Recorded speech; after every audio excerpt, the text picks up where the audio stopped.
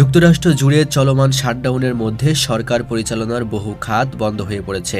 এই অবস্থায় খাদ্য সহায়তা কর্মসূচি স্থগিতের সিদ্ধান্ত নিয়েছিল ট্রাম্প প্রশাসন। কিন্তু সেই সিদ্ধান্তের বিরুদ্ধে আদালতে আবেদন করেন একাধিক মানবাধিকার সংগঠন ও ক্ষতিগ্রস্ত নাগরিক। ওয়াশিংটন ডিসির ফেডারেল জেলা আদালত রায়ে জানায়, খাদ্য সহায়তা একটি মৌলিক মানবিক অধিকার, যা রাজনৈতিক অচলাবস্থার কারণে বন্ধ করা সংবিধান বিরোধী। বিচারক বলেন, সরকার বন্ধ থাকলেও মানুষের পেট বন্ধ করা যায় না। এই রায়ের ফলে প্রায় 4 কোটি আমেরিকান নাগরিক, যারা স্নাফ ও অন্যান্য ফুড ভাউচার প্রোগ্রামের উপর নির্ভরশীল, তারা আপাতত নিশ্চিন্ত।